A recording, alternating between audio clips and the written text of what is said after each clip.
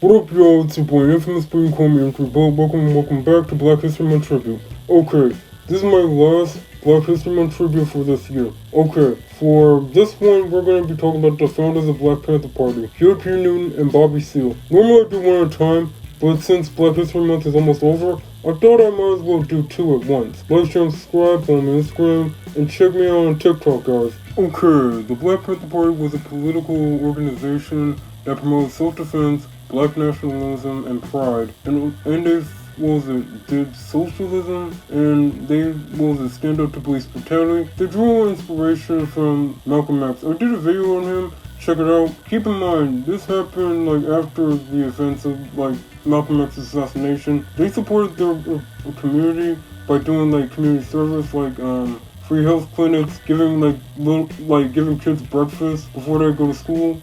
Let's begin with Huey Percy Newton. He was born on February 17th, 1942 in Monroe, Louisiana. He was the youngest of 7 siblings. His pops was a member of the NAACP. Robert George Seale, Bobby was a nickname, was born October 22nd, 1933 in Dallas, Texas. He was the oldest of 3 siblings. We both know that they grown up poor because during that time, things were not financially great for black folks back then. When Newton was a kid, he would end up getting in trouble a lot. He was the troublemaker sometimes. Even though he wasn't the most brightest kid though, he was well educated though. He was really educated and everything else. Seale was a high school dropout, but he joined the U.S. Air Force in the 50s, and he pretty much got discharged from some sort of misconduct. I'm not really sure what that really was exactly, but all I know, it was some sort of misconduct. Newton and Seale met at Merritt College in Oakland, California. In 1966, they came up with the Black Party for self-defense. They were inspired by Malcolm X's message of by any means necessary. The other reason why they did this, not only because of Malcolm X's death, but the death of a black teenager at the hands of a cop. And they made sure that the cops were not going to brutalize any black people. Most of the cops during that time, and of course, this was the 60s, this was early, in the middle of the civil rights era, they were still racist, and keep in mind, again, majority of them are white, and probably still have those racist ideologies still. They had a 10-point program, kind of like their 10 rules, and, 10 commandments, and, it kind of highlights all 10 of their goals that they wanted to achieve and get done. 1. We want freedom. 2. We want full employment for our people. 3. We want an end to the robbery by the white men of the black community. 4. We want housing. We want shelter which is fit for human beings. 5. We want education which teaches us our true history and our role in present-day American society. 6.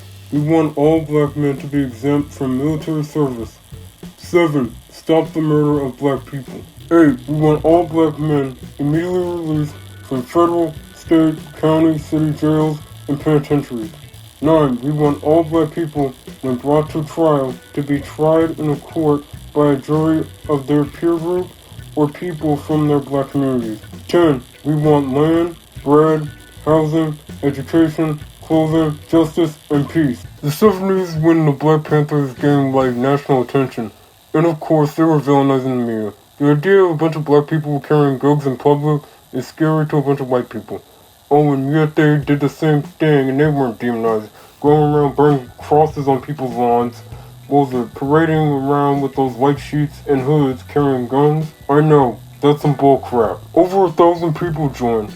There were many prominent speakers like Eldridge and Catherine Cleaver. Yes, they were married, I checked. Fred Hampton, Elaine Brown, Afeni Shakur, Tupac's mama, as in the rappers Tupac, and Angela Davis. During that time, Fred Hampton came up with the idea of the Rainbow Coalition. It's a coalition of groups like them, like the Brown Beret, the White Panther Party, the Young Lords, and the Young Patriots. They all came together trying to make things better.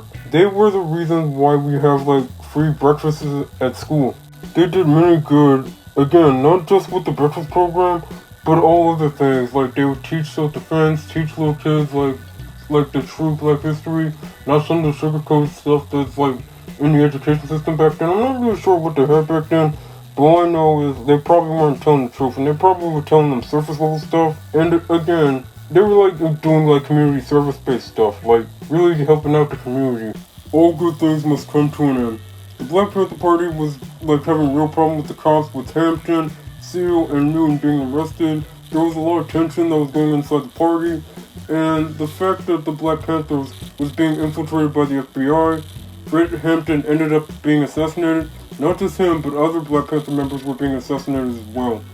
Newton fled to Cuba to like avoid like getting arrested by the Popo again, and he kind of left the whole Black Panther Party in like the hands of Elaine Brown. She became leader of the Black Panther Party. Eventually they got shut down in 1982. Newton got assassinated on August 22nd, 1989. Seale is still alive, fighting a good fight with working with young activists and, well, I guess, do what heroes do. Nobody cannot take Bobby Seale down, man. He is a G.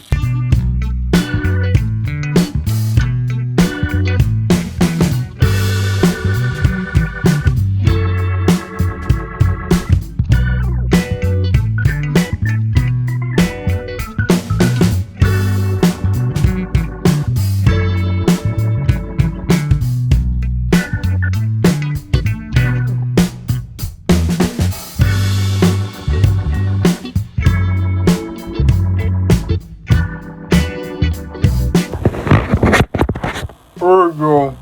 The boy gotta go. Normally I do a little commentary where I give my critical and most honest thoughts and opinions about these guys.